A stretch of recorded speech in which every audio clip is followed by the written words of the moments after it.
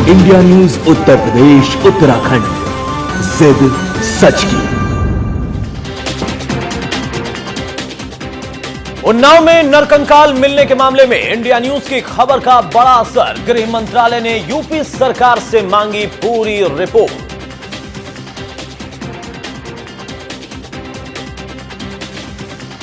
उन्नाव के police line में सैकड़ों बोरों के अंदर नरकंकाल मिलने से मचा हड़कंप। बरामद कंकाल कहां से आए अब तक पता नहीं। कुछ दिन पहले उन्नाव के परियर घाट पर गंगा में मिले थे सैकड़ों शव। नरकंकालों के मिलने की घटना के बाद यूपी सरकार में मचा हड़कंप। स्थानीय पुलिस मामले की लीपापोती में जुटी। पुलिस के मुताबिक बिसरा के लिए रखे गए थे नरकंकाल।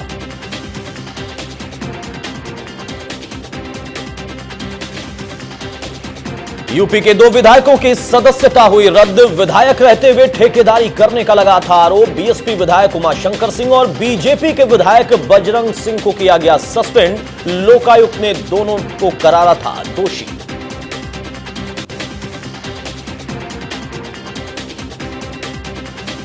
नोएडा गाजियाबाद के आवास विकास में सामने आया सबसे बड़ा घोटाला। सहकारी समितियों पर जबरन कब्जा करने का एक आला अधिकारी पर लगा आरोप। इंडिया न्यूज के खुलासे के बाद मचा हड़कंप।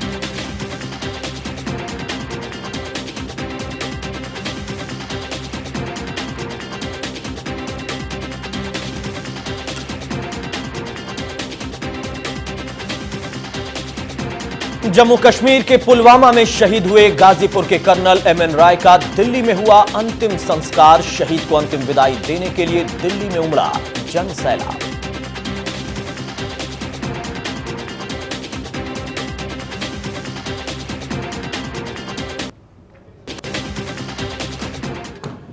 नमस्कार, प्राइम टाइम में आप सभी दर्शकों का स्वागत है। मैं हूं अतुल प्रताप सिंह। आज इंडिया न्यूज एक ऐसा खुलासा करने वाला है जिसको देखकर आप दंग रह जाएंगे, जिसके बारे में लगातार हम आपको दिखाते रहे। हमने आपको स्पेशल रिपोर्ट भी दिखाई थी। गाजियाबाद हो या फिर नोएडा या ग्रेटर नोएडा, यहां पर करोड़ों अरबों के घोटाले का मामला सामने आया है।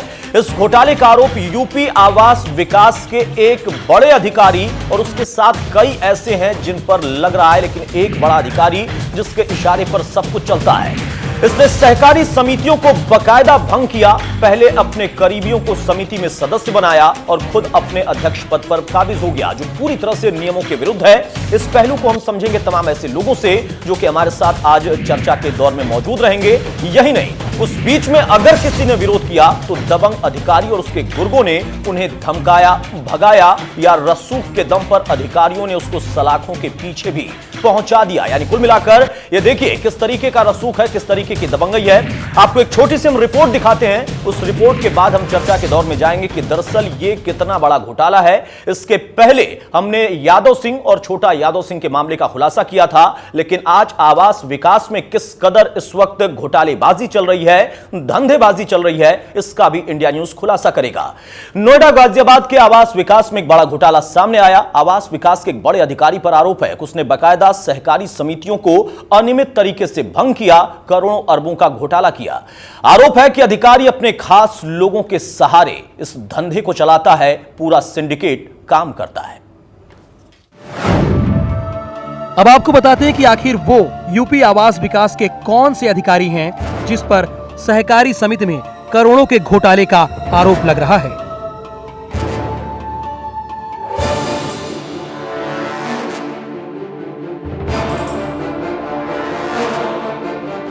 पीड़ित इस घोटाले में सबसे बड़ी भूमिका आवास विकास परिषद के उप आवास आयुक्त एवं उप निबंधक एसपी सिंह ही बता रहे हैं। आरोप है कि एसपी सिंह 2 स्थानीय दबंगों को मदद कर रहे हैं, जिनके नाम आरडी शर्मा और शशांक श्रीवास्तव है।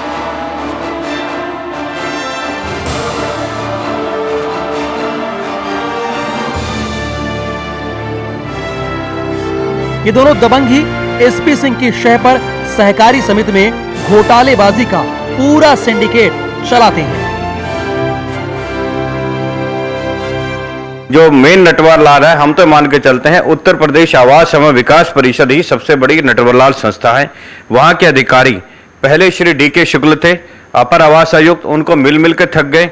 उन्होंने श्री एसपी सिंह को नियुक्त कर दिया, उप आवास आयुक्त को।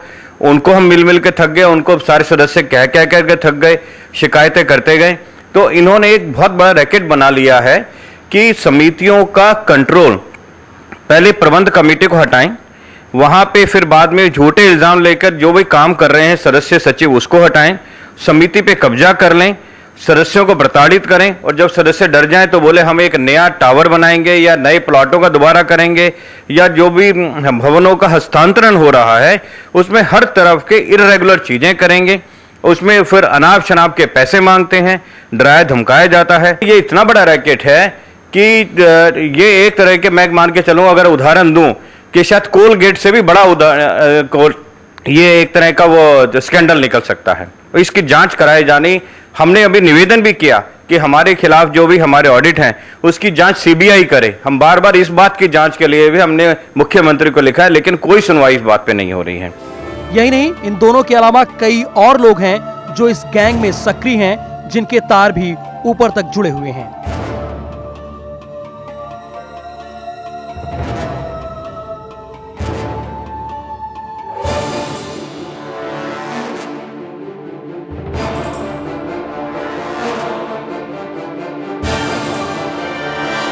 ये दबंग समिति में कब्जे के बाद बिल्डिंग का नाम भी बदल देते हैं। आरोप ये है कि यहाँ की समिति की जमीन को ये नियमों के खिलाफ निजी बिल्डरों के हाथ बेच देती है। उत्तर प्रदेश आवास विकास परिषद में उच्च स्तरीय पद पर तैनात ये अधिकारी पहले आवासीय समितियों में कमियां निकालता है और उन कमियों के बाद उस पर खुद काबिज हो जाता है। अध्यक्ष पद हथियाने के बाद अपने गुर्गों को समिति में शामिल करता है। फिर शुरू होता है समिति में बने हुए उन मकानों पर कब्जा करने का सिलसिला, साथ ही समिति की जमीन निजी बिल्डरों को बेचने का। इसी से कई प्रोजेक्ट लटके हुए हैं। आप देख सकते हैं कि इस बहुमंजिला इमारत को, जिसका निर्माण कार्य कई सालों से अधर में लटका हुआ है, इस इमारत के दावेदार तमाम ऐसे लोग हैं जो इस गैंग के कारण अपने पैसे गंवा चुके हैं।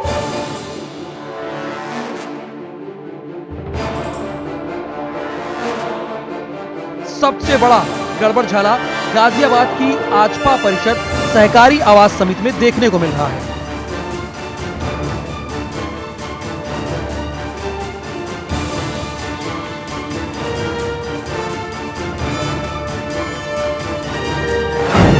किसकी शय पर एसपी सिंह चला रहे हैं घोटालेबाजों का सिंडिकेट।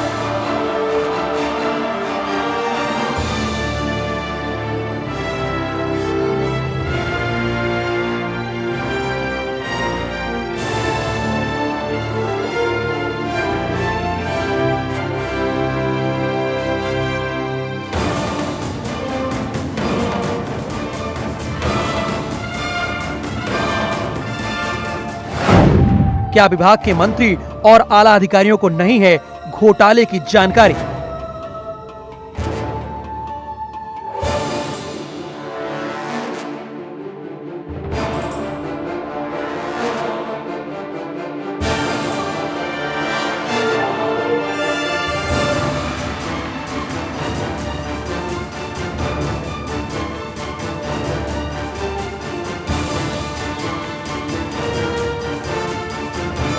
इसके बाद बड़ा सवाल ये उठता है कि सरकार की नाक के नीचे ये घोटालेबाजी का खेल खेला जा रहा है।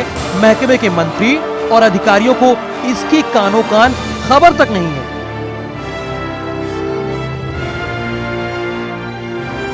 जबकि सहकारिता विभाग खुद सीएम के चाचा शिवपाल यादव के पास है।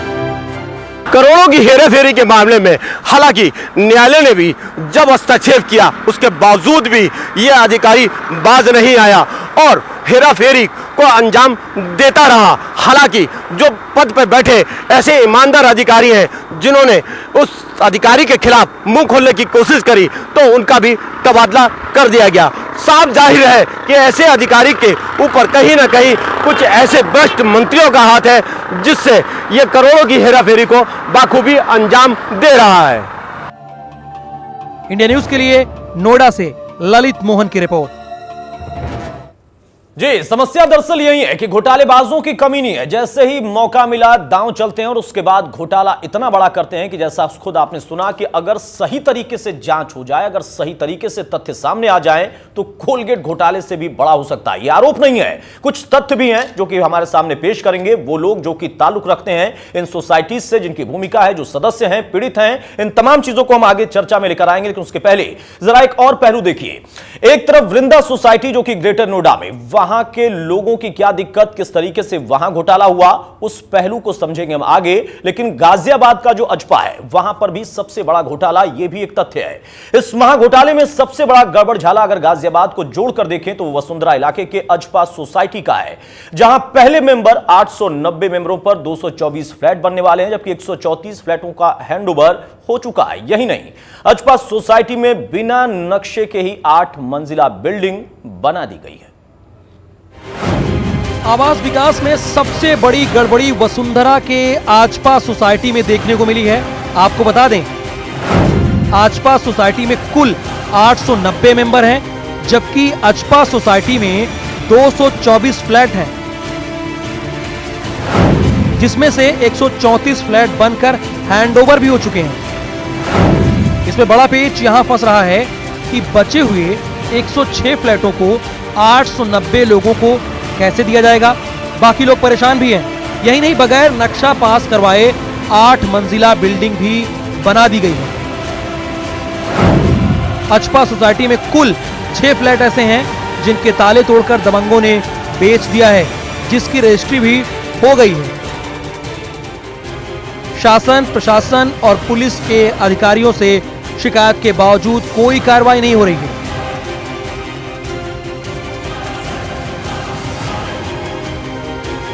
यहां तक कि दबंगों ने सहकारी समितियों के कार्यालय को भी सील कर दिया है।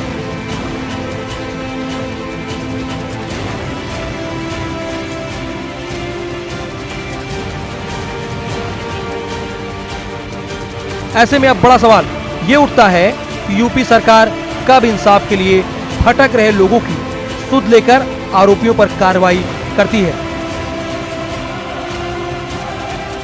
इंडिया न्यूज के पास तमाम ऐसे दस्तावेज हैं और तमाम ऐसे पीड़ित हैं जो कि इस अधिकारी से बुरी तरीके से प्रभावित हैं, लेकिन इस भ्रष्ट अधिकारी के खिलाफ किस तरीके की कार्रवाई और कब तक ये शासन करेगा। कैमरामैन रोहित के साथ ललित मोहन, इंडिया न्यूज। दरअसल बहुत बड़ा घोटाला है और जिस तरीके की चीजें अभी तक हमारे सामने आई हैं, इंडिया न्यूज भी बार बार कह रहा है कि ये एक और यादव सिंह या फिर कहें तो यादव सिंह से भी बड़ा घोटाला। लेकिन इसका भी जवाब हमें चाहिए कि दरअसल हो क्या रहा है। जहां पर अभी तमाम ऐसे लोग हैं जिनके पास आशियाना नहीं, और तमाम ऐसे लोग जो कि वहां पर ईमानदारी से काम कर रहे थे, जिन्होंने आपत्ति की तो उसके बाद उनको किनारे कर दिया गया, उन पर दबाव बनाया गया, उनको धमकी दी गई। बाकायदा कई ऐसे बड़े अधिकारियों को जेल तक भेजने की बात सामने आई है। उस पहलू को भी समझेंगे। लेकिन अब फिलहाल यहां पर समस्या यह कि आखिर इसका पूरा खुलासा कौन करेगा। जो भी पीड़ित पक्ष है, जो पूर्व सचिव हैं या फिर सोसाइटी के तमाम मेंबर हैं, सीधे तौर पर कह रहे हैं कि हमें विश्वास नहीं है यूपी की पुलिस पर, क्योंकि यूपी की पुलिस की भूमिका भी इसमें बिल्कुल सीधे तौर पर अगर हम कहें तो वो ठीक नहीं दिखाई दी। सीबीआई जांच की मांग की जा रही है। अब सीबीआई जांच होगी नहीं होगी आगे की बात है, लेकिन फिलहाल इस घोटाले के हर एक पहलू को हम यहां पर समझाने की कोशिश करेंगे कि दरअसल खेल क्या था और खेल किस तरीके से किया गया। कैसे एक व्यक्ति इतना रसूखदार हो गया उस आवास विकास में अधिकारी पद पर रहते हुए कि उसने आनन फानन में कई ऐसी चीजें कर डाली कि बाकायदा समितियों को भंग किया, फिर से अपने करीबियों को समिति में लेकर आता है, खुद अध्यक्ष पद पर काबिज होता है। उसके गुर्गे ना सिर्फ वहां पर गुंडाई कर रहे हैं, बल्कि कई फ्लैट्स, कई ऐसे आवास हैं जिन पर बाकायदा कब्जा कर लिया। कुछ लोगों की प्रतिक्रिया हमने सुनी थी कि कैसे रातों रात उनका आशियाना उनसे छिन गया। लगातार शिकायतें करने के बाद ही कोई कार्रवाई नहीं हुई। पुलिस की भूमिका को लेकर अगर हम देखें तो कई एक और भी टेक्निकल पॉइंट हैं जिसमें सीधा हस्तक्षेप पुलिस का नहीं हो सकता, लेकिन वहां पर अपने दायरे से बाहर जाकर इन लोगों के, इस अधिकारी के शह पर पुलिस ने भी गलत भूमिका दर्शाई है, निभाई है। इन तमाम पहलुओं पर हम सवाल खड़े करेंगे, लेकिन अहम यह है कि दरअसल यह घोटाला कितना बड़ा और कौन है घोटालेबाज, और घोटालेबाज जो है दरअसल उसका रसूख इतना ज्यादा क्यों बढ़ गया। तो चलिए, हमारे साथ कुछ मेहमान हैं और कुछ और भी मेहमान हमारे साथ आगे जुड़ेंगे। मैं आपसे रूबरू करा देता हूं सभी को। राजन गर्ग साहब हमारे साथ, पूर्व सचिव जो कि वृंदा सोसाइटी के, मेरे साथ स्टूडियो में मौजूद हैं। बहुत स्वागत है आपका गर्ग साहब। पीके अग्रवाल साहब हमारे साथ हैं, जो कि वृंदा सोसाइटी के ही सदस्य और पीड़ित पक्ष भी हैं, वो भी अपना पक्ष रखेंगे। बहुत स्वागत है आपका अग्रवाल साहब। और इसके अलावा हमारे साथ लखनऊ से भी मेहमान जुड़ेंगे, लेकिन उसके पहले मेरे सहयोगी ललित भी जुड़े हुए हैं न्यूज रूम से, उनका भी बहुत स्वागत। ललित, आपसे भी हम समझेंगे कि दरअसल आपने जानने की जब कोशिश की तो मसला था क्या। और दो मेहमान हमारे साथ लखनऊ स्टूडियो से हैं, चंद्रमोहन साहब हमारे साथ, नेता बीजेपी के। बहुत स्वागत है चंद्रमोहन जी आपका। और उसके अलावा हमारे साथ जफर अमीन साहब सत्ता पक्ष से जुड़े हुए हैं, उनको भी हम इस चर्चा में शामिल करेंगे। सबसे पहले राजन गर्ग साहब, मैं आपसे जानना चाहता हूं सर, आप पूर्व सचिव वृंदा सोसाइटी के, आपने बहुत कुछ खुलकर कहा, और एक बात जो मैंने सुनी आपके उस प्रतिक्रिया में कि अगर सही तौर पर जांच हो जाए तो कोलगेट से भी बड़ा घोटाला, क्या वाकई इतना बड़ा घोटाला है? और क्या है असल में पूरी पृष्ठभूमि, क्या है मसला? सबसे पहले आप अपनी स्थिति को स्पष्ट करिए। क्या आप किस पद पर थे? क्यों आपको हटाया गया? क्या अधिकार क्षेत्र में था हटाना? नियम के विरुद्ध जाकर आपको हटाया गया? जी हाँ, मैं वर्तमान में अब पिछले लगभग 3.5 वर्ष से वृंदा सिटी जो सोसाइटी का नाम है उसके सचिव पद पे कार्य कर रहा था जी। मैं पेशे से चार्टर्ड अकाउंटेंट हूँ जी। और इसलिए ये बताना इसलिए आवश्यक है, बेसिकली मैं एक शिक्षित हूँ जी। और मेरा बिल्डिंग इंडस्ट्री से कोई संबंध नहीं है। ठीक है। 2011 में एक फ्रॉड समिति में सरफेस पर आया था, उसके लिए कई सदस्यों ने मुझे सचिव बनाने का निवेदन किया। मैं सचिव बन गया, कार्य करने लगा। सब सदस्यों की सहमति से उस रुके हुए काम को हमने प्रारंभ किया, लेकिन आवास विकास को शायद ये गवारा नहीं था। उन लोगों ने सन 2012 में समिति के कार्यों पर रोक लगा दी, किसी व्यक्ति के कहने पर अनाप शनाप जांचें बिठवा दी और समिति के निर्माण कार्य को पूरी तरह रोक दिया। सर, मैं जानना चाहूंगा कौन लोग थे ये, किसके बारे में जिक्र हो रहा है? कौन है वो अधिकारी या कौन है ये सिंडिकेट का पूरा असल मुखिया? उत्तर प्रदेश आवास विकास के जो आला अफसर हैं वो अपर आवास आयुक्त के पद पर कार्य करते हैं। उस समय श्रीमान शुक्ला जी कार्य कर रहे थे और उसके बाद में उनके जो सहयोगी रहे हैं श्री एसपी सिंह रहे हैं। और जब से श्री एसपी सिंह आए हैं यहाँ पर इतना बड़ा कांड हो गया कि उन्होंने सारी प्रक्रिया को रोक दिया, समिति में हो रहे सारे कार्यों को रोक दिया। उनके साथ मिली भगत करके समिति के जो पूर्व सचिव हैं उन्होंने एक मिली भगत करके और एक पूर्व बिल्डर के साथ मिल करके पूर्व निर्वाचित प्रबंध कमेटी को भंग कर दिया, जो कि सर्वथा अनुचित था।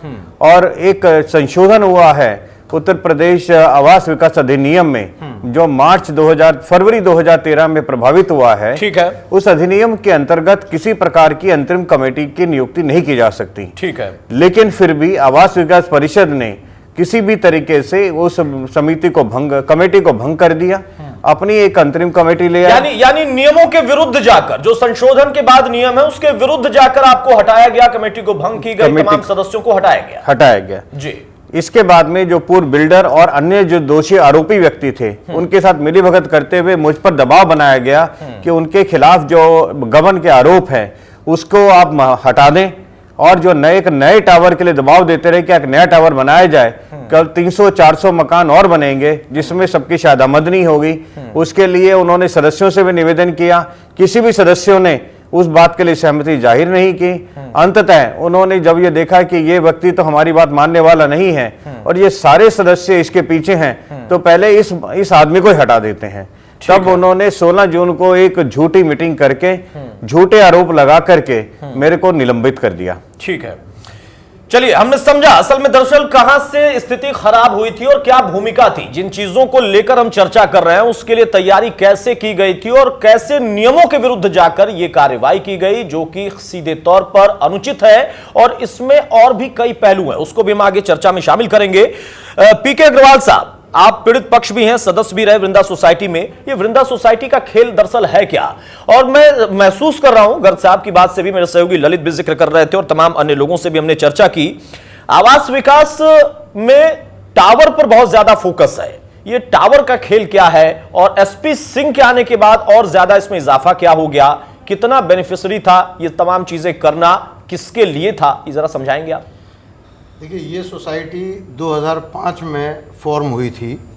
मैं 2005 में मैंने अपना मकान बुक कराया।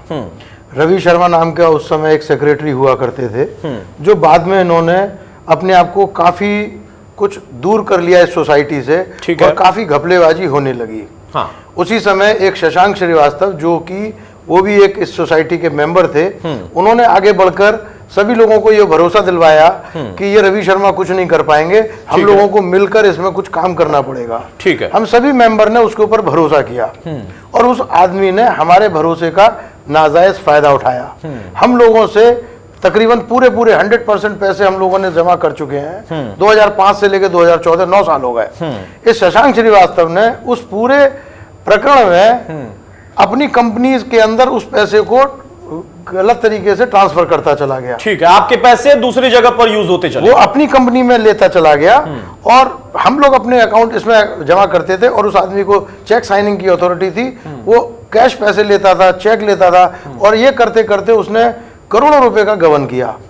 जिस समय हालत ये हो गई 2009 के आसपास कि जब मकान बनने बंद हो गए, तब हमने पूछा कि भाई ये क्यों हो रहा है, तब उसका कोई जवाब नहीं था। ठीक है। धीरे धीरे करके इसको जब पता लगा तो ये देखा गया कि ज्यादातर पैसा शशांक श्रीवास्तव ने अपने अकाउंट में लेकर उस पैसे को गबन कर लिया। ठीक है। इस चीज को जब सामने लेके आए तो सारे मेंबर्स ने इसके ऊपर काफी हंगामा किया और अल्टीमेटली इस शशांक श्रीवास्तव को एज ए सचिव हटा दिया। ठीक है। दोबारा इलेक्शन हुए, हम सबकी सहमति बनी कि राजन गर्ग एक ईमानदार आदमी है, चार्टर्ड अकाउंटेंट है, पढ़े लिखे हैं, इनका कोई बिजनेस इस तरीके का नहीं है। ठीक है। क्योंकि शशांक श्रीवास्तव ने पैरेलली अपनी एक तरीके से बिल्डर के साथ मिलकर अपनी एक कंपनी बना ली। आवास विकास सब बिल्डरों के सहारे दरअसल चल रहा है, समस्या ये हो गई। तो जो बिल्डर इस सामैया ग्रुप का जो बिल्डर हमारा इसका है, उसके साथ में उसकी बहुत ज्यादा मिलीभगत थी और उसके साथ में चलते चलते ऐसा लगने लगा कि शायद शशांक श्रीवास्तव भी अपनी एक अलग सोसाइटी बना ले या अपना एक बिल्डर का कंपनी खोल ले। हम इसीलिए राजन गर्ग को लेके आए। हम सभी मेंबर्स की सहमति थी कि राजन गर्ग को लाया जाए। पढ़े लिखे आदमी है, शरीफ है, इनका भी अपना, ये भी हमारी तरीके से पीड़ित है। इन्होंने बहुत अच्छे तरीके से उस सोसाइटी को चलाया। ठीक है। काफी 15 महीने के अंदर इस सोसाइटी के अंदर जो प्रोग्रेस आई वो रिमार्केबल थी। इतनी प्रोग्रेस कभी भी पहले नहीं आई। लेकिन जो लोग पहले वाले जो शशांक श्रीवास्तव या उनका जो ग्रुप था, वो इस चीज को बर्दाश्त नहीं करता। अच्छा, इसमें एसपी सिंह की एंट्री कब होती है? एसपी सिंह की एंट्री तब होती है जब ये मामला, चूंकि शशांक श्रीवास्तव ने इतने पैसे गबन कर लिए थे कि वो तरह तरह के इल्जाम लगाकर इस सोसाइटी के काम को रुकवाना चाहता था। वो ये बताना चाहता था कि शायद वही ज्यादा अच्छा काम कर सकता है, राजन गर्ग नहीं कर सकता। चलिए ठीक है, मैं आपसे आगे चर्चा करूंगा। बहुत सारे और भी हमारे साथ लोग हैं। मेरे सहयोगी के पास मैं चलता हूं, ललित के पास, जो कि न्यूज रूम में मेरे साथ मौजूद हैं और उनके साथ एक पीड़ित भी हैं। ललित, मैं आपसे जानना चाहूंगा, आपको भी जब यह सूचना मिली थी, गर्ग साहब से आप रूबरू हुए या फिर तमाम अन्य लोगों से, क्या है पूरा वाकया, आपने क्या समझा और कितने पीड़ितों की जानकारी आपको मिल पाई, किस तरीके का घोटाला है? क्योंकि ललित, याद होगा आपको भी और हमें भी कि कुछ दिनों पहले, ज्यादा दिन नहीं बीते हैं, जब हम यादव सिंह पर और छोटा यादव सिंह पर चर्चा कर रहे थे, बस अंतर इतना था कि वो दोनों नोएडा प्राधिकरण के थे और अब हम जिसकी चर्चा कर रहे हैं वो आवास विकास, या उनके जो गुर्गे हैं वो सब आवास विकास से ताल्लुक रखते हैं। क्या है पूरा मसला, आप समझे? जी अतुल, जिस तरीके से नोएडा विकास प्राधिकरण के तमाम ऐसे लोग थे जिनसे हमारी बातचीत हुई और उसके बाद जो है, जैसे छोटा यादव सिंह है और जो यादव सिंह, बड़ा जो यादव सिंह है, उसके खुलासे के बाद जब इस तरीके के मामले और प्रकाश में आने लगे, तब हमने देखा ग्रेटर नोएडा की एक सोसाइटी में जाकर कि वहाँ के लोगों से बातचीत हुई। उन्होंने भी इस बारे में जब बात करी तो खुलकर ये बात करी कि किस तरीके से ये घोटाले होता है। नोएडा विकास प्राधिकरण, हालांकि जिस तरीके के नोएडा विकास प्राधिकरण में घोटाले हो रहे हैं तो वो तो बहुत नाम मात्र के हैं, लेकिन जो आवास विकास परिषद द्वारा जो किया जा रहे हैं, जो उत्तर प्रदेश आवास विकास द्वारा जो हो रहे हैं और वहां के अधिकारी जिस तरीके से कर रहे हैं, एक पूरा एक बहुत बड़ा एक रैकेट है, एक बड़ा सिंडिकेट है। ललित, मैं आपको यहां पर रोकना चाहूंगा, लौटूंगा तो आपके साथ जो पीड़ित हैं उनसे भी जानूंगा, लेकिन जफर अमीन साहब हमारे साथ, नेता सपा के हैं, उनको कहीं जाना है, इसलिए उनसे पहले हम जरा चर्चा कर लें। उनका यहां पर अपनी तरफ से वक्तव्य रखना बहुत जरूरी है। जफर अमीन साहब, सपा की तरफ से आप हैं, जिस मसले पर हम चर्चा कर रहे हैं बहुत संभव आपको भी लग रहा होगा कि बेहद गंभीर मसला है, और गंभीर और इसलिए हो जाता है क्योंकि ये मंत्रालय, ये जो जिस आवास विकास का हम जिक्र कर रहे हैं और जिस घोटाले को लेकर हम चर्चा कर रहे हैं, शिवपाल यादव साहब संभालते हैं, इससे और भी ज्यादा गंभीर हो जाता है। इस घोटाले पर आप क्या कहेंगे? क्या आप लोगों को कोई जानकारी थी? आपकी सरकार क्या नजर रख रही थी, मॉनिटरिंग हो रही थी, या फिर आंख बंद थी? सीधा सवाल है सर।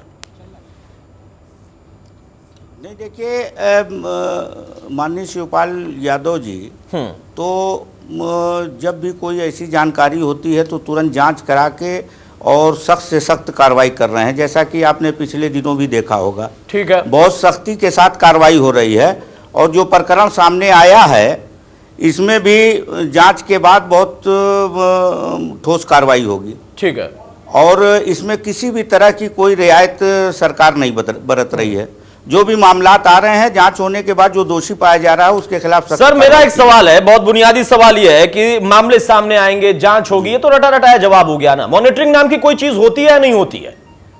नहीं, कार्रवाई भी तो हो रही है। सर कहां हो रही है? यादव सिंह पर कौन सी कार्रवाई कर रही है? लगातार कार्रवाइयां हो रही। यादव सिंह पर सर अभी तक कौन सी कार्रवाई हो गई? प्रकरण जांच रिपोर्ट आने के बाद आप मेरे साथ थोड़ा सा आप वक्त हमें दें। जफर अमीन साहब, मैं आपसे इतना बस जानना चाहूंगा, चूंकि आपके पास वक्त कम है, आपकी लेकिन जरूरत बहुत ज्यादा थी हमें। मुझे आप बताएंगे कि इस पूरे मामले में अब जब खुलासा हो चुका है तो एसपी सिंह नाम के व्यक्ति पर, उसके गुर्गों पर कितनी तेजी से सख्ती होगी, कितनी तेजी से कार्रवाई होगी? एक सपा प्रवक्ता के तौर पर आप इसका आश्वासन दे सकते हैं? देखिए, बहुत सख्त कार्रवाई होगी और माननीय मंत्री जी बहुत गंभीर हैं। जैसा कि आप देख रहे हैं उत्तर प्रदेश के अंदर जहां दौरा हो रहा है, जहां जा रहे हैं, बहुत सख्ती के साथ इस मामले को भी हमको पूरा वो है कि बहुत ठोस कार्रवाई होगी। ठीक है जफर अमीन साहब, लेकिन ये बहुत अहम बात है जिसको आप कह रहे हैं कि कार्रवाई होगी। क्या इसके पहले एक भी शिकायत नहीं पहुंची थी? इस बात का आप दावा करते हैं शिवपाल जी के पास या मुख्यमंत्री महोदय के पास? नहीं, जो भी शिकायतें आ रही हैं और जो गंभीर रूप से हैं उस पर चलिए ठीक है, मैं समझ गया। बहुत शुक्रिया सर हमारे साथ जुड़ने के लिए, अपना वक्त हमें देने के लिए। जफर अमीन साहब, आपका कहना है कि जो भी शिकायतें हैं कार्रवाई को, बहुत शुक्रिया। इस बीच में जरा मैं एक छोटे से ब्रेक के लिए रुकूंगा और ब्रेक के उस पार हम लौटेंगे तो अपने तमाम इन मेहमानों से चर्चा करेंगे और हर पहलू को समझेंगे, और फिर वो पीड़ित हमारे साथ न्यूज रूम में भी है, उनसे भी जानेंगे कि किस तरीके से वो छले गए हैं, किसका भरोसा टूटा और किसको फायदा हो गया। एक छोटा सा ब्रेक, जल्द लौटते हैं।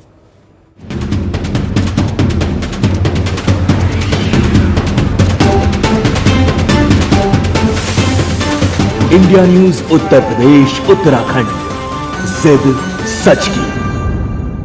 साहब, ये पारदर्शी किसान सेवा योजना क्या है? पारदर्शी किसान सेवा योजना में सभी किसान और मजदूर अपना पंजीकरण कराएं, तभी कृषि विभाग की सुविधाओं का लाभ मिलेगा। पंजीकरण फॉर्म राजकीय बीज भंडार या उप कृषि निदेशक कार्यालय में जमा करें। साहब, इससे लाभ? पंजीकरण कराने से कमजोर किसानों को लाभ वितरण में वरीयता, नकद अनुदान सीधे खाते में, किसानों के अनुसार विभागीय रणनीति, किसानों का डाटाबेस और कृषि विभाग की योजनाओं में किसको क्या दिया गया है उसका ब्यौरा सार्वजनिक होगा। यानी किसान का अधिकार किसान के द्वार। आइए आइए। टीवी देख रही थी? डिजिटल टीवी नहीं लगवाया? नहीं, पुराना वाला केबल ही ठीक है। पुराने वाला केबल ही रहेगा, बस सेट टॉप बॉक्स लग जाएगा। बेहतरीन पिक्चर क्वालिटी, चुनने को सैकड़ों चैनल। खर्च बढ़ेगा। सेट टॉप बॉक्स कोई महंगा नहीं है, कंप्यूटराइज बिल आएगा, जो चैनल चुना है उसी के पैसे लगेंगे। 31 दिसंबर 2015 तक सभी बचे हुए शहरी क्षेत्रों में केबल टीवी डिजिटाइजेशन अनिवार्य है। आप भी सेट टॉप बॉक्स लगवाने के लिए अपने केबल टीवी ऑपरेटर से संपर्क करें।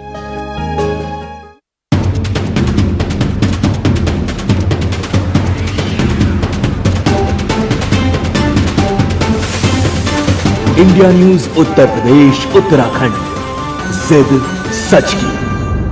और चलिए ब्रेक के बाद हम वापस लौटते हैं। सीधे मैं आपको लिए चलता हूं न्यूज रूम, जहां पर मेरे सहयोगी ललित हैं, उनके साथ तमाम पीड़ित पक्ष हैं, महिलाएं भी हैं, उनसे हम जानते हैं। ललित, आप जरा बातचीत करेंगे, बताएंगे कि दरअसल किस तरीके से छले गए हैं लोग, क्या है पूरा मामला? जी अतुल, यहाँ पे जो है मीनाक्षी शर्मा है जो कि पीड़ित हैं, उनसे सबसे पहले हम बातचीत करते हैं, वहीं से शुरुआत करते हैं कि आखिरकार कब उनको एहसास हुआ और इस तरीके से इनको ठगा गया है, एक नए तरीके से जो ठगा गया है। मीनाक्षी यहाँ पे है हमारे साथ और मीनाक्षी बताएंगे। मीनाक्षी, आप को जब यहाँ ठगा गया, आपने पैसे भी दे दिए, करीब 15 लाख रुपए दे दिया, उसके बाद तब आपको कब एहसास हुआ कि आपके संग ठगी हो गई है और इस तरीके से ये गोलमाल का पूरा कारोबार यहाँ पे चल रहा है? पहली बात तो सब 17,55,000 हमारे गए हैं पैसे, और हमने ये सोचा था कि चलो बच्चों के लिए कुछ हो जाएगा, इस तरह जोड़ जोड़ के हमने पैसा दिया वहाँ पे। और इस तरह से हमारे साथ हुआ है कि हमारा ताला तोड़ के मकान ही बेच दिया गया है। हम तो बता ही नहीं सकते कि किस कदर हर्ट है, हम लोग बहुत परेशान हैं हम। जब ताला टूटा होगा तो कहीं ना कहीं आप पुलिस के पास गए होंगे और जो प्रशासन है उसके पास। तो सुनती ही नहीं है ना, पुलिस तो सुनती ही नहीं है, प्रशासन को क्या मतलब है, पुलिस नहीं सुनती हमारी। और उच्च न्यायालय तक भी गए हैं लोग, ये देखिए ये सारा कुछ कागज है हमारे पास, इसको देखिए आप। और किस किस की मदद मांगी आपने जब आप गए वहाँ, कहाँ कहाँ आपने गुहार लगाई हुई? हम लोग पुलिस स्टेशन गए, उच्च न्यायालय गए, ये साथ में हमारे साथ अग्रवाल साहब हैं जी, और एक हमारे साथ और भी हैं पवन अग्रवाल जी। उनके भी मकान पे जो है बाकायदा ताला तोड़ा गया और उनके मकान पे कब्जा कर लिया गया, उनसे भी बात करते हैं। अग्रवाल साहब आप बताइए कि आपके संग क्या क्या हुआ? मेरे भी एक फ्लैट बुक था जिसमें कब्जा मिल चुका था, बाद में ताला तोड़ के भेज दिया गया। फिर उसके बाद आपने क्या किया? जब पुलिस कार्रवाई, कोई कार्रवाई नहीं हुई। कोर्ट गए, कोर्ट में भी कोई कार्रवाई सुनाई नहीं हो रही। प्रशासन सब इनका है, कोई सुनाई नहीं हो रही। पूरा पुलिस प्रशासन और प्रशासन के बाद जो वहाँ पे जिला अधिकारी हैं, अगर हम बात करते हैं शासन और प्रशासन दोनों की बात करते हैं तो एक तरीके से ऐसा लगा कि जैसे पूरा की पूरा जो है इस सिंडिकेट के हाथ में है। और तमाम इस तरीके के जो डॉक्यूमेंट्स हैं ये अपने आप में पूरा एक बयान करते हैं कि किस तरीके से लोगों को ने अपने पैसे वहाँ दिए हैं और उसके बाद ये जो दस्तावेज हैं बाकायदा उनकी रजिस्ट्रियाँ हैं, उनकी रजिस्ट्रियाँ हैं और किस तरीके से दबंग होकर एक शख्स अपने गुर्गों के साथ जो है वो कब्जा कर लेता है। अजबात सोसाइटी के अंदर की ये कहानी है और यहाँ हमारे पास ज्ञान प्रकाश जी हैं, ज्ञान प्रकाश अग्रवाल जी, जो कि आपको और मैं विस्तार से भी आपको ये बताना चाहूँगा कि किस तरीके से जो एसपी सिंह है उनके साथ जो आरडी सिंह, जो आरडी शर्मा है, किस तरीके से घोटालों को अंजाम देता था और कैसे वो काबिज होता था जब ये सोसाइटी बनी थी। अग्रवाल साहब ये बताइए कि जो जब ये सोसाइटी बनी थी तब किस नाम से थी और आज किस नाम से, ये कैसे काबिज हुए इस सोसाइटी के अंदर? सोसाइटी पहले ये अजपा परिषद सहकारी आवास समिति के नाम से थी। सन 2011 में आरडी शर्मा ने आवास विकास के अधिकारियों से मिलकर इस पर कब्जा किया। कब्जा करने के बाद इसका नाम बदल के द्रोणागिरी अपार्टमेंट कर दिया गया। सबसे खास बात ये बताना चाहूँगा कि 28 मार्च 2013 के बाद जब उत्तर प्रदेश सरकार का नोटिफिकेशन आ गया कि उत्तर प्रदेश आवास एवं विकास परिषद को किसी भी समिति का बोर्ड भंग करने का कोई अधिकार नहीं है, तब भी इन्होंने गैरकानूनी तरीके से सोसाइटी के बोर्ड भंग किए। जो कोई अधिकारी इनके हिसाब से नहीं चला उसको अगले दिन बदल दिया गया। एसपी सिंह को 4 बार कोर्ट ने हटाया, उसके बावजूद भी आदेश में गोलमाल करके एसपी सिंह को फिर सोसाइटी के ऊपर बैठा दिया गया। सोसाइटी में सेक्रेटरी बनाने के लिए और सोसाइटी का अध्यक्ष नामित करने के लिए स्पेसिफिक रूल्स बना रखे उत्तर प्रदेश आवास विकास ने, उन सब का उल्लंघन करके सोसाइटी पे कब्जा किया गया है और लोगों के मकान के ताले तोड़ के बेच दिए गए हैं। लोगों के नाम एफआईआर की जा रही है कि आप मकान खाली कर दीजिए वरना आपको जेल भिजवा देंगे। पुलिस प्रशासन कोई सुनने को तैयार नहीं है, कोई कानून नहीं है बोर्ड भंग करने का, फिर भी 8 बार सोसाइटी के बोर्ड भंग किए जा रहे हैं। बहुत अहम है ललित, मैं लौटूंगा। बहुत अहम बात कर रहे हैं जीपी अग्रवाल साहब जो कि अजपा से जुड़े हुए हैं और उन्होंने बताया कि दरअसल इस वक्त की स्थिति क्या है। मैं जब चलता हूं लखनऊ स्टूडियो, वहां पर हमारे साथ चंद्रमोहन साहब बीजेपी के नेता और रविदास मेहरोत्रा जी सपा की तरफ से जुड़ गए, उनसे हम बात करते हैं। चंद्रमोहन साहब बहुत माफी, बहुत देर से आप इंतजार कर रहे हैं। पहले यादव सिंह, फिर छोटा यादव सिंह यानी नितिन राठी और उसके बाद अब आवास विकास में न जाने कितने यादव सिंह। एक नाम है जो बड़ा अहम है, एसपी सिंह और उनके तमाम गुर्गे। ये तो हद हो गई, मतलब घोटाले पे घोटाले, बड़े से बड़ा घोटाला। शिवपाल यादव साहब हर एक मंच से मुस्कुराते हुए बड़ी बड़ी बातें करते हैं, लेकिन अपने ही महकमे का मॉनिटरिंग कौन कर रहा है या किससे करवाना है या हो क्या रहा है कुछ नहीं पता है। देखिए अतुल जी, ये पूरा जो प्रकरण है ये एक लंबी प्रक्रिया में से निकला हुआ प्रकरण है और भारतीय जनता पार्टी का स्पष्ट मत है कि समाजवादी पार्टी की सरकार ने बहुजन समाज पार्टी के भ्रष्टाचार को गोद ले लिया है और उसको आगे बढ़ाने का काम किया है। और जो मेरा भी जाना आना होता है, मिलना जुलना होता है, नोएडा और जो गाजियाबाद का ये वसुंधरा वाला जो इलाका है, ये तो इतना अराजकता का मामला हो गया है यहाँ पर। केवल और केवल अराजकता वहां पर खुला नाच होता है अराजकता का, चाहे पुलिस चौकी हो, चाहे थाना हो, चाहे आवास विकास हो, एकदम जंगल राज की स्थिति वहां पर जंगल राज है, जंगल राज है, बिल्कुल। ग्रेटर नोएडा प्राधिकरण या आवास विकास हर जगह की स्थिति है। बहुत माफी के साथ मैं आपको रोक रहा हूँ चंद्रमोहन जी, लौटूंगा मैं आपके पास सर, मैं आऊंगा, मैं आऊंगा आपके पास, लौटूंगा।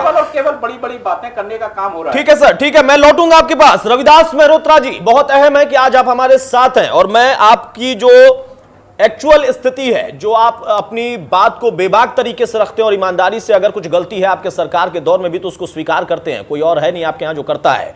इस पूरे मामले में सर बहुत सारे लोग हैं हमारे साथ और बड़े गंभीर आरोप हैं। क्या कोई जानकारी थी? अगर जानकारी नहीं थी, अब जो जानकारी आपको मिली है, क्या कहेंगे सर? एक और बहुत बड़ा दाग लग रहा है, सीधे तौर पर सरकार निशाने पर, सीधे तौर पर सीएम साहब के चचा जान निशाने पर, क्योंकि महकमा उन्हीं के पास है।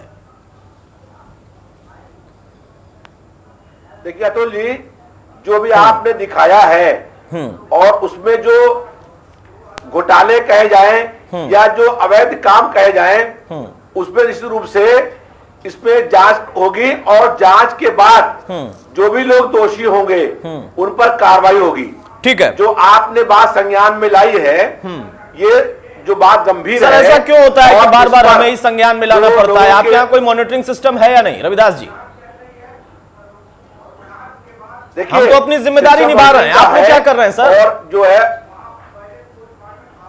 देखिए जो मंत्री विभाग के हैं वो काफी गंभीर हैं शिवपाल जी, और वो जांच के इस पे करवा करके जो भी दोषी लोग होंगे उनके खिलाफ कार्रवाई होगी।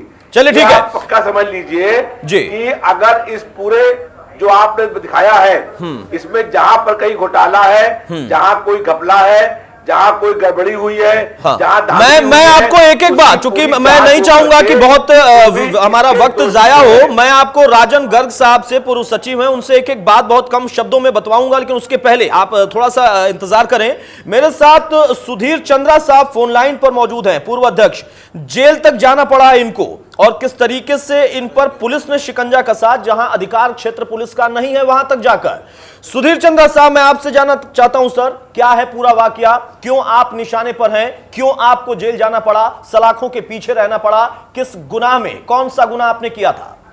देखिए, मेरा कहना यह है कि मैं सन 2009 से 2012 तक मैं प्रेसिडेंट रहा था इस सोसाइटी का जी, और मैंने जो है इसमें 2 सेक्रेटरी थे, दोनों भागे इस सोसाइटी को छोड़ के गवर्न करके। ठीक है, और उस गवर्न को मैंने उजागर किया जी। मैंने ये शायद वो 5, 5.5, 6 करोड़ वाला गवर्न था जो ऑडिट में आया था। 5.59 का था, जो कि ऑडिट में भी आया था जी। हमने अपना एक इंटरनल ऑडिट भी कराया था, उसके बाद ही अपने गवर्नमेंट के ऑडिट से वो कंफर्म हुआ और 3 जांचें हुई थी उसके ऊपर, जो कि उन्हीं इसी मतलब सरकारी ऑडिट से ही कंफर्म हो गई थी पूरी चीज। हमने पुलिस के एसएसपी को उस समय तत्कालीन जो भी थे मिस्टर ज्योति स्वरूप, उनको दिया, कोई एक्शन नहीं हुआ। हमारे स्टेटमेंट 2-2 व 3-3 बार लिए गए और फाड़ के फेंक दिए गए। ठीक है, उसके बाद हम लोगों ने इकोनॉमिक ऑफेंस विंग को भी लिखा। इकोनॉमिक ऑफेंस विंग ने एसपी नोएडा को लेटर भी दिया, जो मुझे आरटीआई से बाद में पता लगा। ठीक है, और उन्होंने भी कोई एक्शन नहीं किया। हमने जो है इस चीज को हमने बाद में कोर्ट में, उन्होंने ये लिखा कि सिविल केस है, इसको कोर्ट में करिए। हमने कोर्ट में भी इसकी एक अपील पिटीशन दाखिल की, वो कंप्लेंट की तरह ट्रीट हुई। ठीक है, उसके बावजूद भी आप विश्वास नहीं करेंगे कि हाई कोर्ट के 4 ऑर्डर हुए कि शशांक जो है सरेंडर करे कोर्ट के अंदर और बेल ले। ठीक है, लेकिन आवास विकास का जो सरकारी महकमा है, मैं ये कह सकता हूं कि सरकारी माफियाज हैं, सरकारी माफियाज। ठीक है, जो कि अपने राजनीतिक जितने के इनके आका हैं उनके संरक्षण में काम कर रहे हैं। इन्होंने पूरी सोसाइटी को एक हॉस्टेज बना लिया। सेक्रेटरी को सस्पेंड किया झूठे आरोप लगा के। मैं तो चला गया था, इलेक्शन नए हो गए थे, नया बोर्ड आ गया था, मैंने छोड़ भी दी थी 2 साल पहले सोसाइटी। बिल्कुल बिल्कुल। मेरे ऊपर सिर्फ एक प्रेशर आवास विकास ने हर रिपोर्ट एक साइड की बनाई, अपनी साइड से ही अपने स्टेटमेंट लिखे, यानी वन साइडेड स्टेटमेंट भी हुए, वन साइडेड रिपोर्ट भी बनी, और जब आप जा चुके थे फिर भी आप पर शिकंजा कसा गया और पुलिस ने साथ दिया, वन साइडेड एक्शन किया पूरा। और 5 दिसंबर को बड़ी अफसोस की बात है कि शशांक और पुलिस, गौतम बुद्ध नगर पुलिस स्पेशली मैं कह रहा हूं, थाना कासना विशेषकर, मुझे घर से उठाया गया। ठीक है, और किस तरह से मेरी फैमिली को मुझे टॉर्चर किया गया घर के अंदर, और पुलिस के अंदर किस तरह मुझे कस्टडी में रखा गया है 12 घंटे, और जिसके बाद मुझे जेल भेज दिया गया।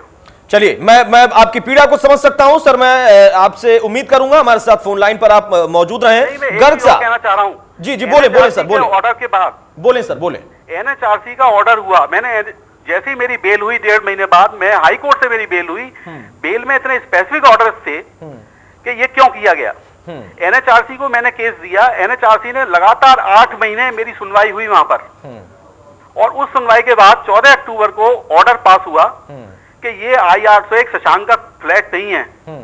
और पुलिस ने किस तरह मेरे संग जाति किया, पूरा NHRC ने प्रिंसिपल होम सेक्रेटरी को ये भेजा कि मुझे 9 फरवरी 15 तक पूरी रिपोर्ट चाहिए और इसकी जांच EOW से कराई जाए। ठीक है। जो कि इनके पुलिस अधिकारियों ने भी कंफर्म किया। हाँ। SP क्राइम गाजियाबाद ने कहा कि अनैतिक लाभ पाने के लिए डॉक्टर चंद्रा को इस तरह अरेस्ट किया गया। यानी ये पुलिस के अधिकारियों ने भी माना कि अनैतिक है। DIG मेरठ ने लिखा कि किस तरह से अनैतिक अत्याचार डॉक्टर चंद्रा के ऊपर किए गए। ठीक है चंद्रा सर, मैं आपसे रिक्वेस्ट करूंगा आप हमारे साथ फोन लाइन पर मौजूद रहें। मेरे साथ आप जानते भी होंगे राजन गर्ग साहब हैं, पूर्व सचिव वृंदा सोसाइटी के।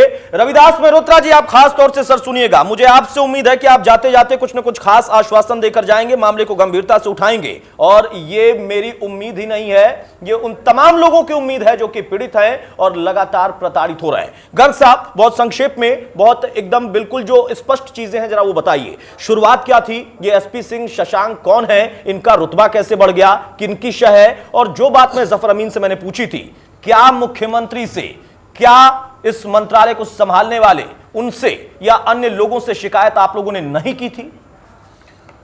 जी, मैं संक्षेप में परंतु विस्तार से सारी बातें बताऊंगा। जी।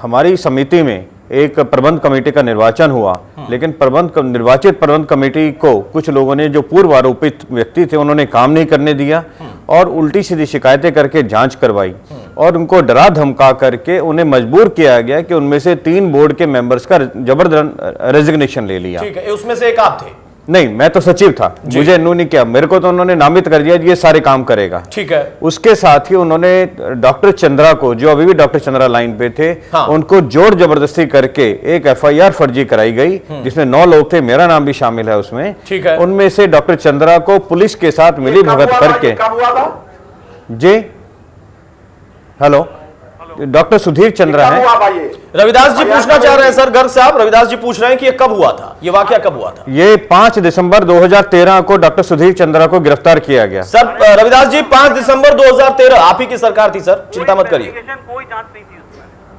अच्छा, ठीक है। 2009 से 12 में क्या हुआ? उसका बाद में देखेंगे सर, आप वाला हिसाब पहले ले लेना, आप अभी सरकार में है। रविदास जी, मैं आ रहा हूं आपके पास, मैं एक एक सवाल पूछूंगा आपसे। गर्ग साहब जरा बात अपनी पूरी कर लें, बोलिए। 5 दिसंबर 2013 को गिरफ्तार करने के बाद में जब उन्होंने कहा कि भाई हम बाकी 8 लोगों को भी गिरफ्तार कराएंगे, तब उन्होंने गुंडागर्दी से 22 दिसंबर 2013 को एक सारे सदस्यों की बैठक बुलवाई, उस प्रबंध कमेटी के सदस्यों से एक अनाप शनाप समझौता पत्र साइन करवाया और उसको मैनेजमेंट कमेटी के मिनट का नाम दे दिया, जिसको कि वो सब जगह लेके घूमते हैं। और आवास विकास परिषद के अधिकारियों को बताने के बावजूद कि ये सब कोअर्शन से हुआ है, अनड्यू रिप्रेजेंटेशन से हुआ है, ये कोई प्रबंध कमेटी की मीटिंग नहीं है, लेकिन उसको यूज किया जा रहा है। और ये एक फ्लैट का मामला था जो कि जबरन वो हथियाना चाहते थे।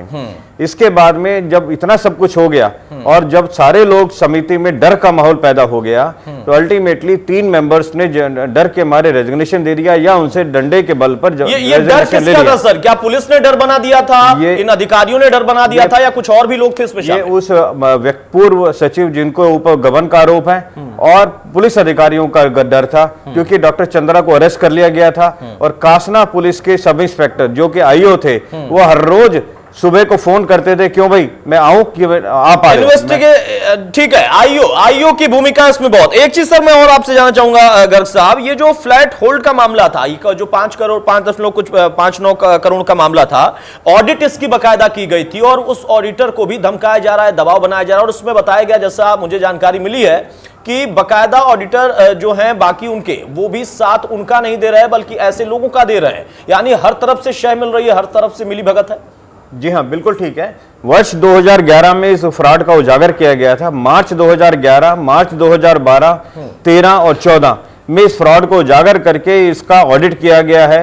उत्तर प्रदेश समितियों के जो ऑडिट किए जाते हैं, वो जो उन्होंने ऑडिट किया है, वहां पे जो चीफ है इस समय सुब्रत चौधरी जी। ठीक है। अब सर मैं आपको अब जितनी चीजें थी हमने रखने की कोशिश की, समय मेरे पास कम है और मैं चाहता हूं कि कुछ कंक्लूजन यहां से निकल कर जाए, इसलिए मैं आपको रोक रहा हूं माफी के साथ। एक चीज मैं कहना चाहूंगा। जी जी सुधीर जी बोले। मैं साफ कहना चाहूंगा कि ये शशांक, रवि शर्मा, जमील एंड खान जो कॉन्ट्रैक्टर थे, 11 से ये लोग सोसाइटी छोड़ के जिस तरह भागे हैं, मैं भगोड़ा ही कहूंगा इनको, भगोड़ा। ये भागे हैं सोसाइटी से पैसा लेकर भागे हैं, वो भी एक मामला। उसके बाद रविदास जी मैं आपको रोकना चाहूंगा। चंदा साहब, रविदास जी मैं आपके पास आ रहा हूं। आपने 2009 से 12 का पूछा था, इन्होंने बता दिया। चंद्रमोहन जी ने तो पहले ही बोल दिया था सर कि अगर बसपा के दौर में या कोई भी सरकार उसके दौर में कुछ हुआ है तो आपने तो उसको गोद लिया है, उन पर मत जाइए, 2012 के बाद आइए सर। 2013 में जो ज्यादती हुई, 2013 के बाद जो लगातार हो रही हैं चीजें, दबंगई गुंडई, इस पर आप क्या कहेंगे, इस पर क्या करेंगे और कितनी मॉनिटरिंग हुई थी? कई शिकायतें पहुंच चुकी थी शिवपाल यादव के पास, तमाम बड़े अधिकारियों के पास, मुख्यमंत्री के पास। गर्ग साहब यहां पर दस्तावेज लेकर बैठे हैं, वो खुद कह रहे हैं। क्या किया सर? देखिए अतुल जी, जो ये पूरा मामला बताया आपने जी कि वो गिरफ्तार हुए थे, वो 2009 से 2012 के बीच का है। ठीक है।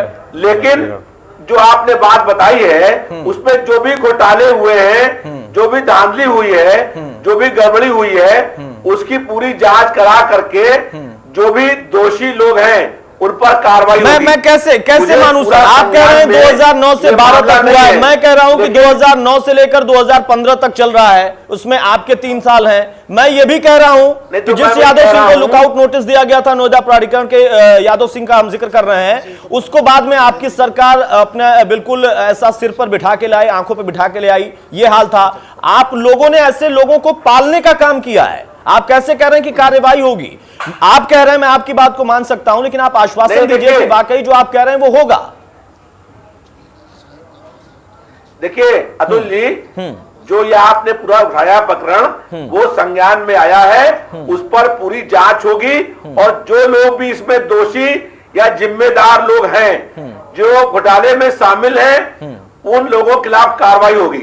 ठीक है। और पूरे प्रकरण की जो आपने बताया है उसकी जांच की आवश्यकता है। जांच हो करके जो भी दोषी लोग हैं उन पर कार्रवाई होगी। ठीक है। आप हर तीसरी लाइन में कार्रवाई। चंद्रमोहन जी बोलना चाह रहे हैं, चंद्रमोहन जी बोलिए। कार्रवाई से आगे नहीं बढ़ रहे हैं। हेलो चंद्रमोहन जी बोलिए। अतुल जी मैं यहाँ ये कहना चाहता हूँ आदरणीय रविदास मेहरोत्रा जी को कि अगर हम लोग चर्चा 2012 में कर रहे होते, 2015 में चर्चा नहीं कर रहे होते, तब तो ये बातें ठीक थी। जब हम 2015 में ये चर्चा कर रहे हैं, सरकार को, उत्तर प्रदेश की सरकार को चलते हुए आधे से अधिक कार्यकाल हो गया है, 2015 में आज हम जब हैं, तो ये जो बातें हैं ये गुमराह करने वाली बातें हैं कि सरकार गुमराह करने की बात नहीं है, केवल गुमराह करने वाली बात है। देखिए लोगों की छत छीनी गई है, लोगों की जीवन भर की कमाई के साथ में इतना बड़ा हो रहा है, कमाई भी गई, उसके साथ धमकी है जान से मारने की, जेल भेजा जाता है, तमाम पहलू है सर। मंत्रालय सुधीर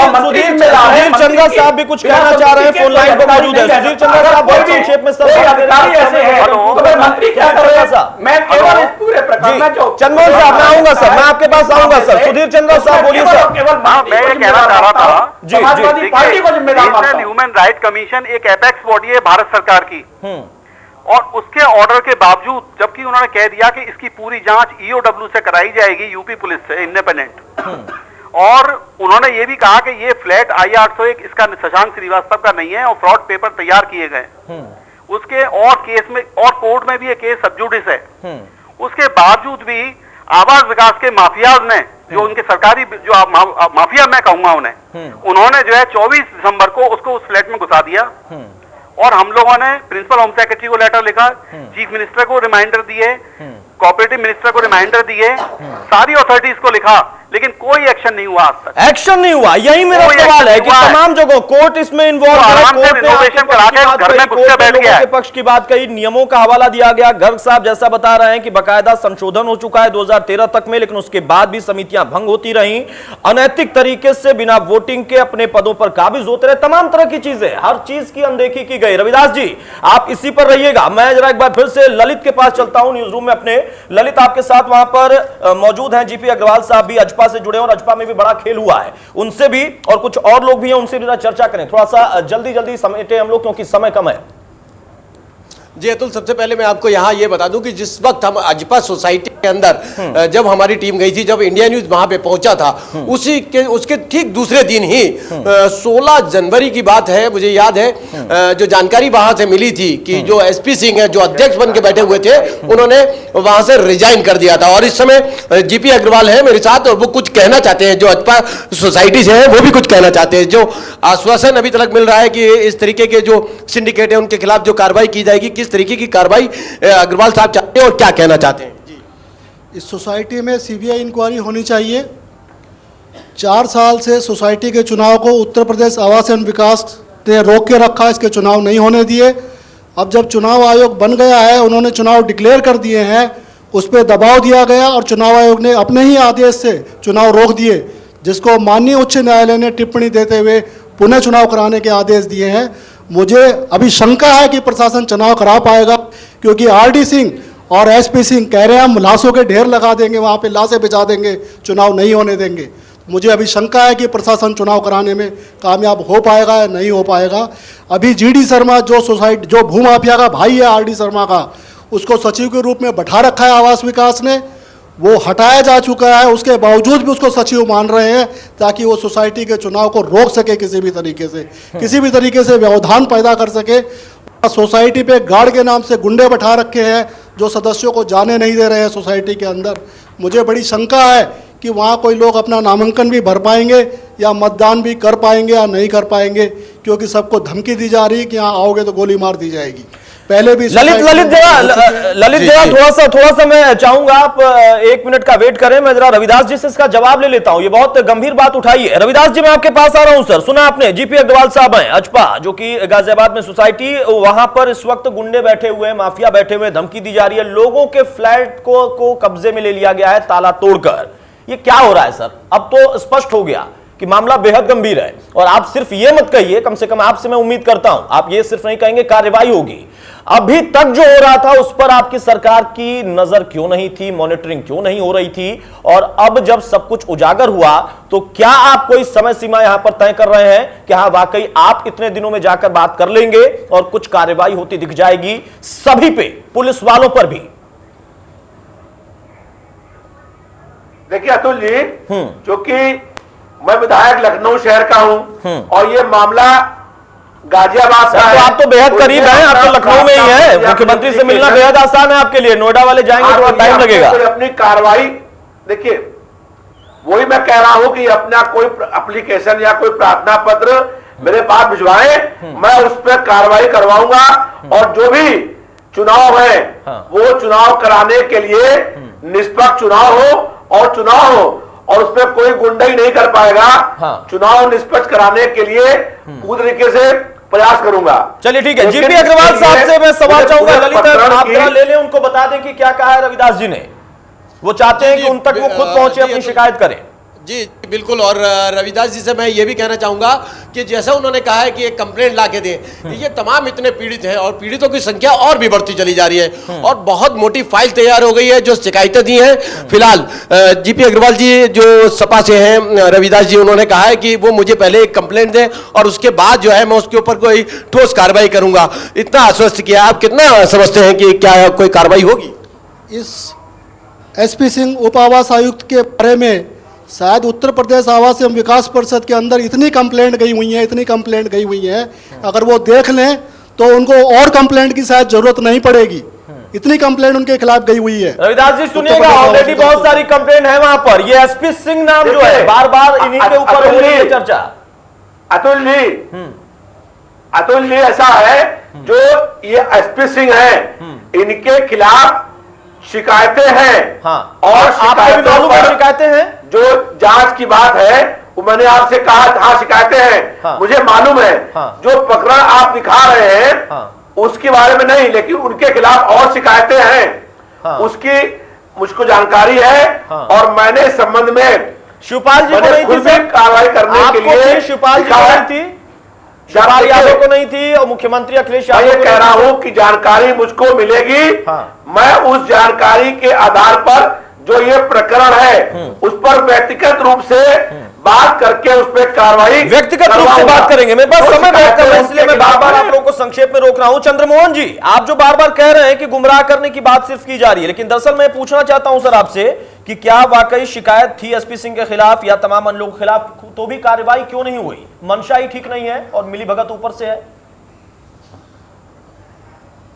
बिल्कुल हर हालत में अतुल जी मनसा बिल्कुल ठीक, बिल्कुल साफ नहीं है समाजवादी पार्टी की। और हमारा मानना यह है कि उत्तर प्रदेश में जो अराजकता है, मैं ये बात लगातार कह रहा हूं, हर डिबेट में कह रहा हूं, हर चर्चा में कह रहा हूं, आप एक समाजवादी पार्टी के नेताओं ने एक ट्रेंड विकसित कर लिया है कि हम जांच कराएंगे, जांच करके कार्रवाई कराएंगे। और इस बीच आप एक जानकारी मुझे दूं, जो गर्ग साहब मुझे कंकाल पाए जाते हैं, कैसे जांच कराएंगे हम? चंद्रमोहन जी कंकाल क्यों पाए जा रहे हैं, ये कैसे जांच चंद्रमोहन जी, कोई भी विषय हो दे दूं कि अभी शासन द्वारा 15 दिन पहले आप बताओ कैसे जांच करवाएंगे हम? रविदास जी, हर मामले में 2012 से मामला चल रहा है।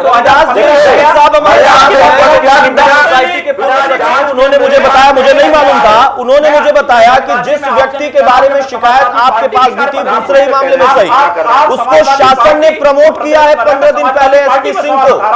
मुझे अतुल जी जानकारी है, कोई बिल्डर ने मेरे को फोन किया रात में कि मुझे थाने में बैठा रखा है, मामला किसी थाने का होता है। चंद्रमोहन जी मैं आऊंगा, मेरे पास वक्त कम है सर, मेरे पास वक्त कम है। चंद्रमोहन जी मैं आऊंगा आपके पास, थोड़ा सा गुजारिश है आप शांत हो जाएं। चंद्रमोहन जी एक बहुत इंपॉर्टेंट यहाँ पर क्वेश्चन है, मैं उसको पूछना चाहता हूँ। चंद्रमोहन जी आप शांत हो जाएं सर। चंद्रमोहन जी मैं आपसे पूछना नहीं चाहता इस वक्त, मैं चाहता हूँ रविदास जी इसका जवाब दें। रविदास जी, जिस व्यक्ति के बारे में, एसपी सिंह के बारे में आपके पास भी शिकायत थी, आपने अभी स्वीकार भी किया, इस मामले में नहीं किसी और मामले में, आपके शासन ने 15 दिन पहले प्रमोट किया है, क्या ग्राउंड था, किस वजह से किया, क्यों इतना लाडला है? देखिए अतुल जी, मेरा स्पष्ट रूप से कहना यह है कि जो भी शिकायत जिसकी आप उठा रहे हैं उस शिकायत को मुझको जानकारी अभी चैनल पे बैठने के बाद जानकारी हो रही है, तो मैं इस संबंध में जो है पूरी कार्रवाई करने के लिए पूरा प्रयास करूंगा और जो इसमें दोषी लोग होंगे चाहे वो कोई भी हो उन पर कार्रवाई होगी। और जहां तक समिति के चुनाव की बात है उसके संबंध में मैं स्वयं बात करूंगा कि वहां चुनाव निष्पक्ष रूप से हो, कोई व्यक्ति चुनाव को सर ऐसा कैसे हो सकता है? आपको आश्वासन दे रहे हैं, जिस तरीके की जानकारी है वो इस वक्त ज्वाइंट कमिश्नर के पद पर हैं, ये पद परिषद में है नहीं, फिर भी वो वहां पर काम कर रहे हैं। इतना रुतबा, इतना रसूख कैसे है सर? आपके पास भी शिकायत है, आपने माना। शिवपाल साहब को क्या शिकायत नहीं मिलती है या आंख कान बंद हो गया? मैं स्पष्ट पूछ रहा हूं और बहुत गंभीर होकर पूछ रहा हूं। वो व्यक्ति इस समय ज्वाइंट कमिश्नर के पद पर है, ये पद परिषद में नहीं है, फिर भी वो वहां पर काम कर रहा है। किसकी शय है, किसका हाथ है? कोई तो है। देखिए अतुल जी, मैंने पहले आपसे कहा कि आपके चैनल पर बैठने के बाद मुझको जो ये प्रकरण है ये मालूम हुआ, इसकी पूरी मैं व्यक्तिगत रूप से मिल करके जांच कराऊंगा और जो इसमें दोषी लोग हैं उन पर कार्रवाई होगी। अगर इस तरह का कोई पद नहीं है और उस पद के ऊपर कोई व्यक्ति बैठा हुआ है, उस बारे में भी व्यक्तिगत रूप से मैं बात करूंगा। ठीक है। और अभी तुरंत आपसे बात करके मुझको ये अधिकार नहीं है कि मैं तुरंत कह दूं कि मैंने उसके खिलाफ कार्रवाई कर दी। ठीक है। तो जांच या जो चलिए, लेकिन आप अपने कम से कम अधिकार क्षेत्र में और ईमानदारी के साथ ये कह रहे हैं कि मैं व्यक्तिगत इसमें इंटरेस्ट लूंगा, व्यक्तिगत तौर पर मैं बात करूंगा। बहुत अच्छी बात है रविदास जी, मैं लौटूंगा आपके पास, बहुत समय कम है मेरे पास। ललित के पास एक आखिरी बार चलते हैं, फाइनल कमेंट वहां से ले लेते हैं। ललित, जीपी अग्रवाल साहब क्या कह रहे हैं? जी मैं आ रहा हूं, चंद्रा साहब मैं आपके पास आऊंगा सर, मुझे याद है आप हैं फोन लाइन पर। ललित के पास, ललित बहुत संक्षेप में जरा वहां से प्रतिक्रिया ले लीजिए, आश्वासन बता दीजिए मिला है।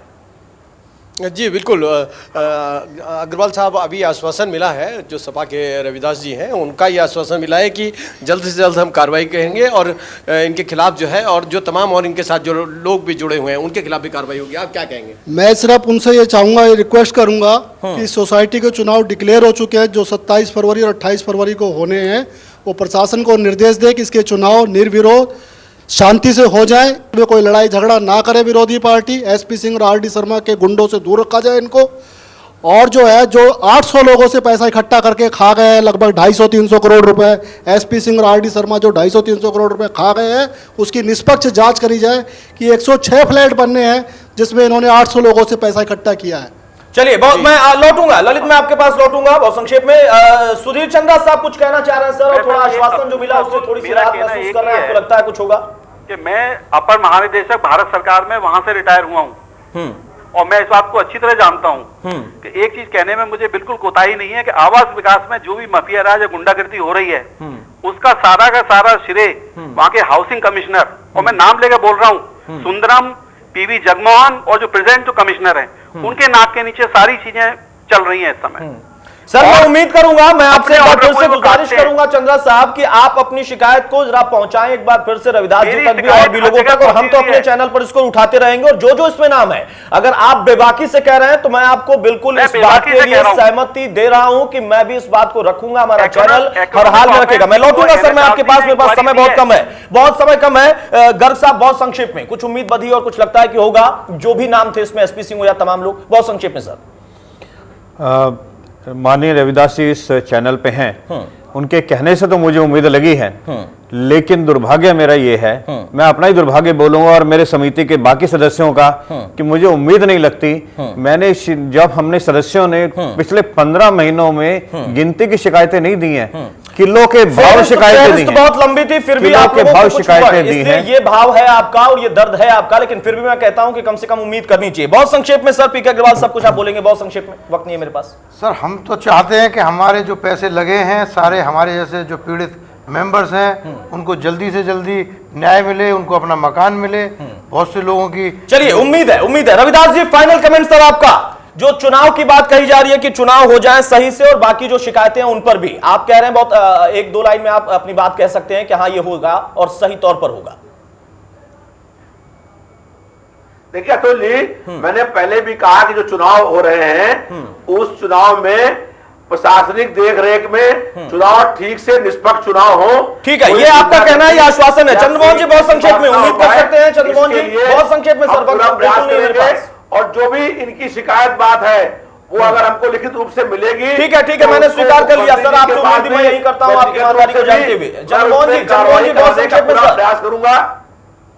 चंद्रमोहन जी बहुत संक्षेप में, बहुत संक्षेप में, वक्त नहीं है। पीड़ितों को न्याय या तो न्यायालय दिला सकता है और या 2017 दिलाएगा, उसके अलावा और कोई न्याय। बहुत बड़ी बात कह दी, बहुत बड़ी बात कह दी, या तो न्यायालय दिला सकता है या फिर 2017, वो चुनाव की बात होगी। लेकिन यहां पर यह अहम सवाल है कि 2017 के पहले न्यायालय ने इस प्रकरण में कई बार कई पहलू रखे हैं, लेकिन उसको भी ये माफिया मानते नहीं। किसकी शय है ये जानना जरूरी। बहुत शुक्रिया सभी मेहमानों का, बहुत शुक्रिया रविदास जी हमारे साथ जुड़ने के लिए, बहुत शुक्रिया राजन गर्ग साहब हमारे साथ जुड़ने के लिए, बहुत शुक्रिया चंद्रमोहन जी हमारे साथ जुड़ने के लिए, बहुत शुक्रिया पीके अग्रवाल साहब, जीपी अग्रवाल साहब, सुधीर चंद्रा साहब, उसके अलावा ललित आपका बहुत शुक्रिया, तमाम लोगों को आप लेकर आए। कुल मिलाकर हमने जो सवाल यहां पर उठाया, सिर्फ एक यादव या छोटा यादव सिंह नहीं, उसके अलावा अब आवास विकास में जो परिस्थिति है, जिस तरीके का बड़ा घोटाला और कई बड़े नाम, और खुद शिवपाल यादव के पास कई शिकायतें, मुख्यमंत्री के पास शिकायतें, लेकिन फिर भी कोई कार्रवाई नहीं। इन परिस्थितियों में, इन तमाम विषम परिस्थितियों में उम्मीद कर सकते हैं कि शायद अब इन लोगों को, इन पीड़ितों को न्याय मिलेगा, जिनके आशियाने छीने उन्हें आशियाना मिलेगा, और जिन्होंने पूरा घोटाला किया है, गद्देबाजी की है, उन पर सख्ती से शिकंजा कसा जाएगा। नमस्कार।